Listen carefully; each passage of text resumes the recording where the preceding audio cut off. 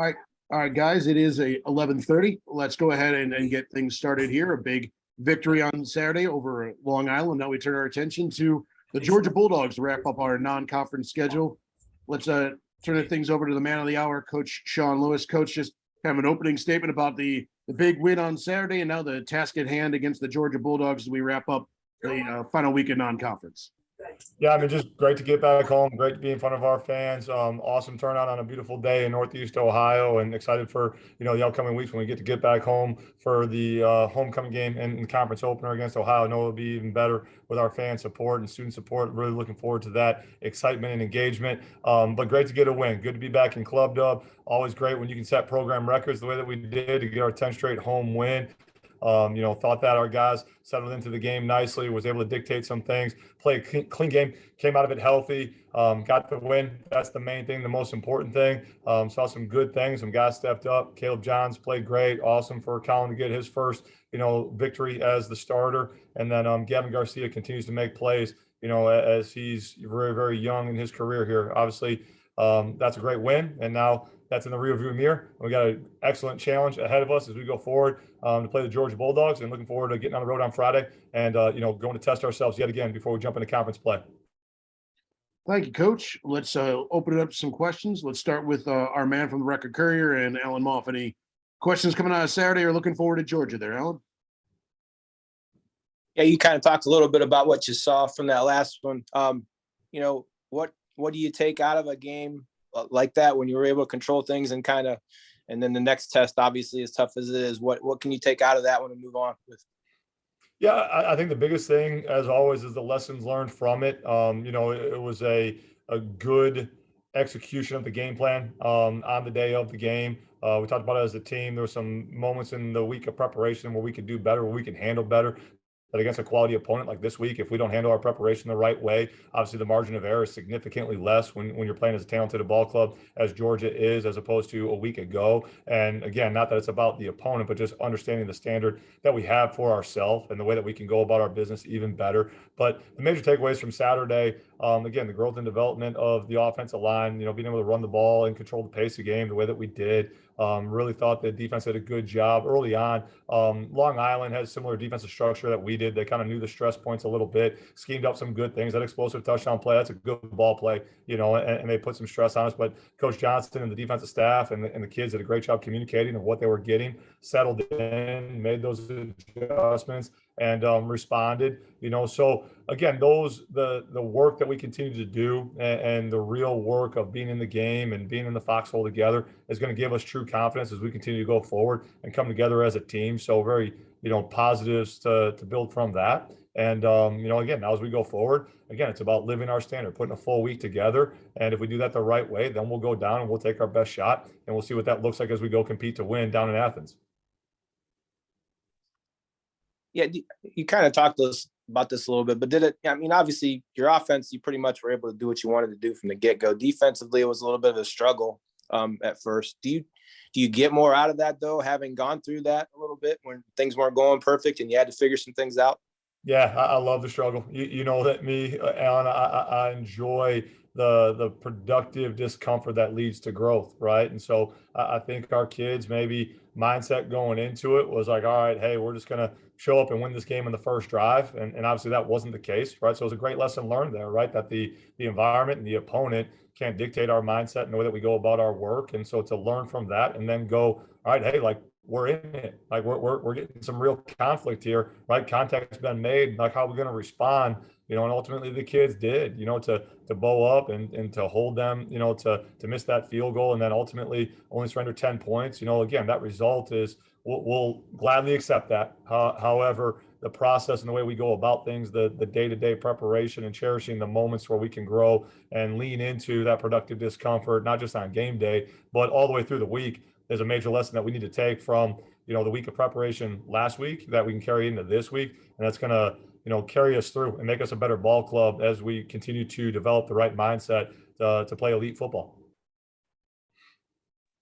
Was there a player or a couple players or anything that in particular that kind of stood up when things were going bad a little bit there and, and kind of took control of things? I mean, I think Caleb Johns, what he does, every single week, the competitive nature that he exhibits by just through his actions. Guys know that they can look to him, they can trust him. DJ Miller did a really good job, again, communicating what was going on, what was happening. And then I think when Nico Bolden flipped the switch, and started making plays and knowing where he could be aggressive, and wasn't feeling his way through it. Those were the guys that really kind of sparked, the effort on that side of the ball to really help us settle in. Coach, you've talked a lot about the Ohio game coming up in a couple weeks already. Or are you overlooking Georgia here a little bit, looking ahead to that game?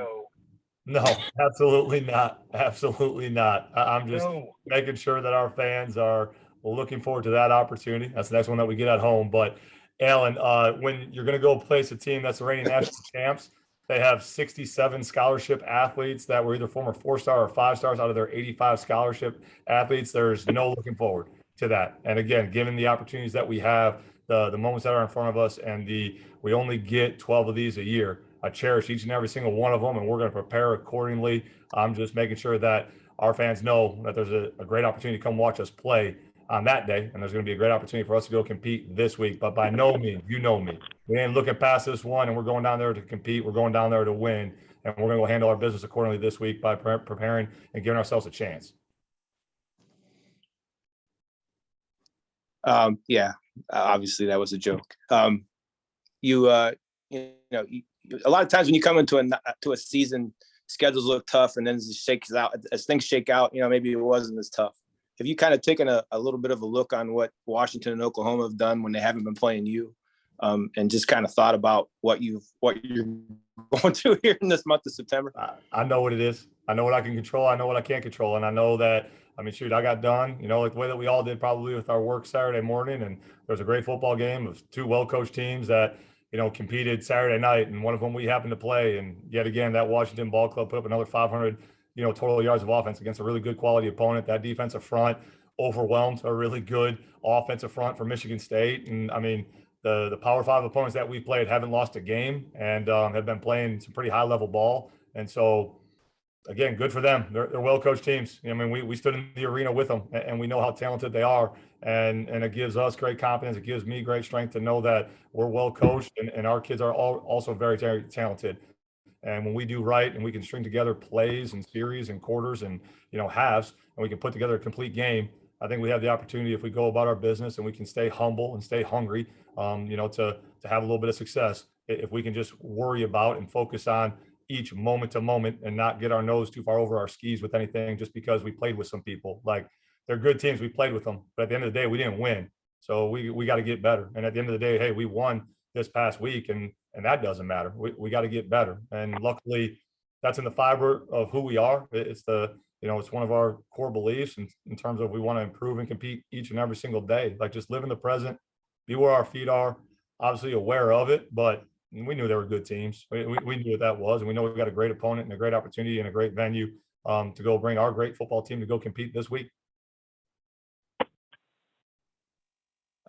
Just talk about, Georgia's just been incredibly dominant these first three. Talk about what they've been able to do and what you see there, and who really jumps out and scares you the most. Everybody.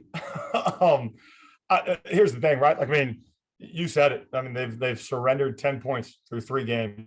They're averaging 43 points offensively. It is probably, I don't think it's an exaggeration to say it's the greatest collection of talent that's ever been assembled on a football team because of the work that Coach Smart, his staff, and the tireless, relentless effort that they've put into building a program to an elite level, right? So it's a tremendous test. It's a tremendous opportunity. They're uber talented. They obviously saw something in Stetson Bennett. So did we. We offered Stetson a scholarship when he was at that junior college, and he opted to go back to Georgia. So we know how talented he is. Obviously, he's the maestro that makes it go. They got great confidence in him. He's spinning around the yard. Their tight end, number 19. He's a super freak. He was, an All-American. And he's not the only one. It is a galaxy collection of stars and talent all over the place. There's future first-round draft picks everywhere, and they just had, however many that left last year, and they just re-upped. And again, the standard that they have and the expectation that they have because of the leadership of Coach Smart, the way that they've developed their talent, super disciplined. They're long, they're fast, they're physical, and I can't wait to go compete in that arena with them.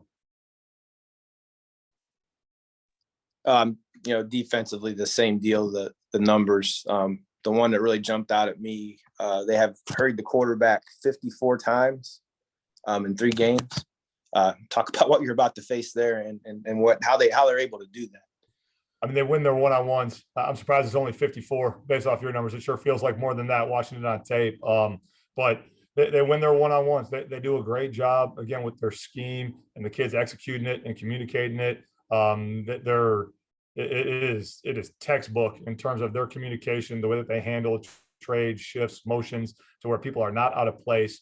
And then they're very, very technical. They're very disciplined and masters of their craft, and so they win. They win one-on-ones. There's even moments that you see where structurally things in theory, when you draw it up on the board, hey, if we get it like this, should be a good ball play, right? And they got chaos guys that wreck that. They defeat a block, they slip a block, they make a play, they strain, hang on to the ball carrier or affect the quarterback in such a way that he's got to pump or clutch the ball, and then one of their buddies shows up. So it's a great test with a very, very talented crew again that has length, that's rarely out of place, that we're going to have to dot our I's, cross our T's, have a great week of preparation, and go shoot our shot.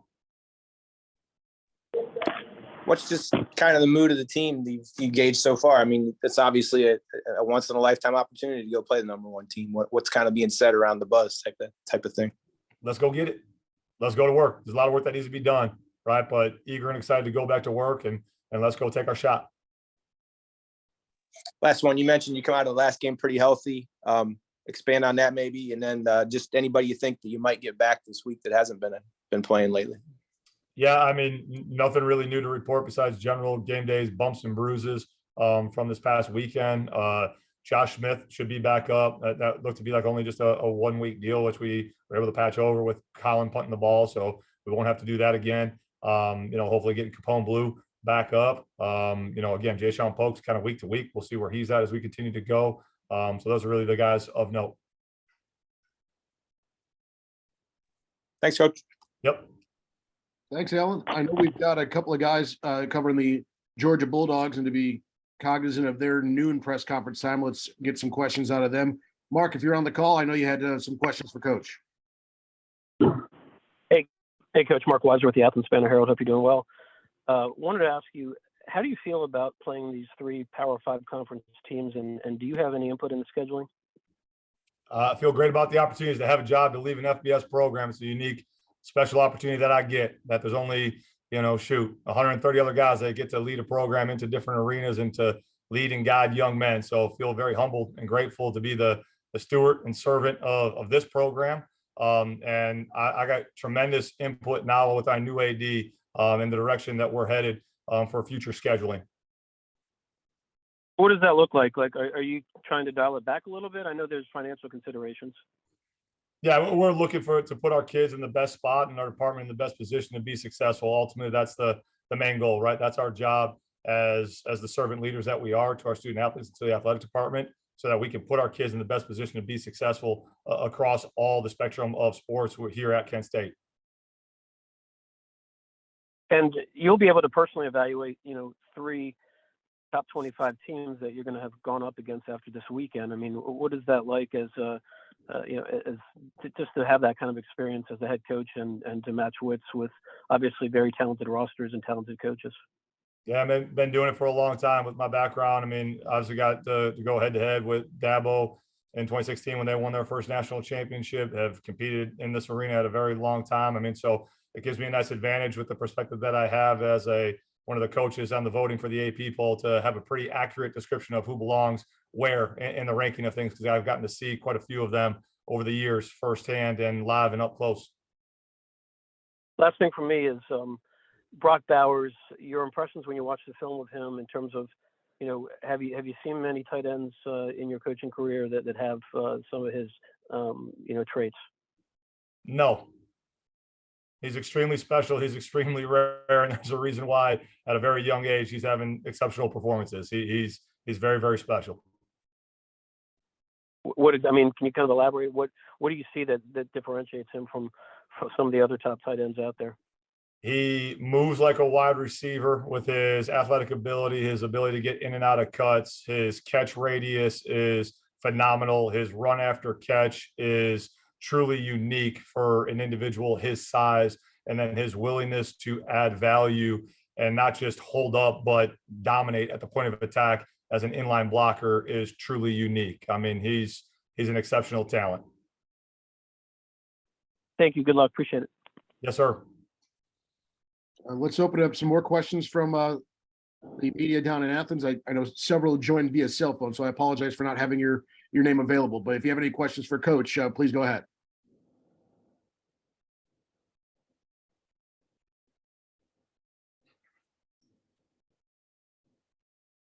All right, and let's move over to Jack Burney from TV2. Jack, any questions for Coach?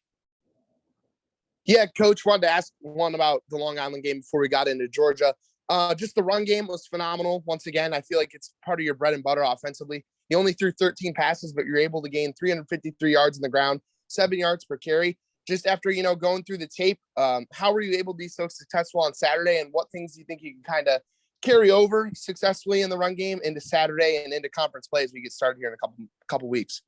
Yeah, appreciate the question, Jack. I mean, our guys did a great job up front. And really what I noticed is, again, with those new pieces that we have up front, each week they kind of continue to gel, right, and come together as one.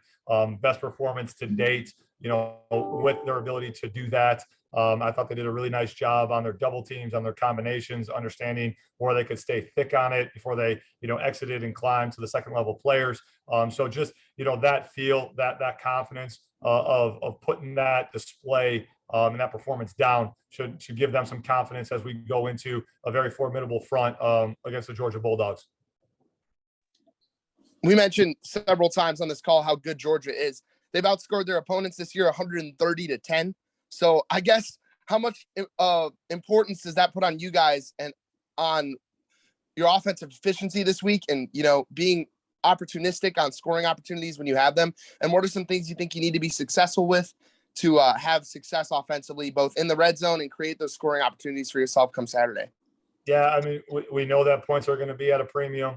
We know that, possessions are going to be limited. So we have to be efficient, as you alluded to. We have to do a good job staying on schedule. When you get off schedule, if you don't win on first or second down, and you put yourself in third and long, they really do a great job impacting and affecting the quarterback in obvious pass situations. So it has to start there first and foremost. And then we just have to do the basic things really at a high level. There's not going to be some, special potion that we're going to drink before the game to go beat these guys. It's going to be doing the basic things at a really, really high level and not being bored as we prepare to do those things at a really, really high level. I think that's what great teams do, right? And so then ultimately we got to put ourselves in the best position to be successful with our preparation, with our techniques, with our fundamentals, with our understanding of where the strengths and weaknesses are based off the situational football that we're playing. And then when the moment comes, we got to go win a one-on-one, right? That's the beauty of what this is, to where it's the ultimate team game where all pieces need to play together. But then ultimately it's going to come down to,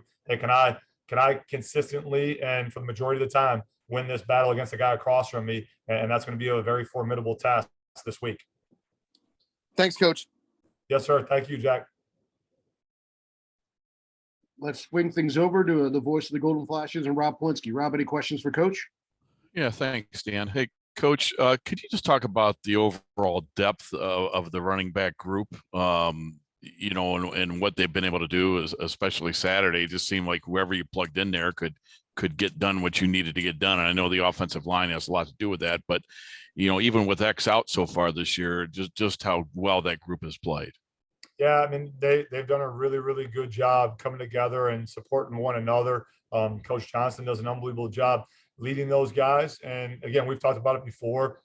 It's where in our system where we're primarily playing only one tailback at a time, I'm very, very pleased with whoever's in, obviously their level of detail and their competitive nature. But I think the competitive maturity of that room, that even when they're not in, they're hearing the game time adjustments, they're preparing for the role that they want to have. So whether it's Bradford, whether it's Gary Garcia, they all want to be the starter like Coop. They all want to be the featured back like Coop. And so when they get their moments and they get their opportunity, they've prepared that way.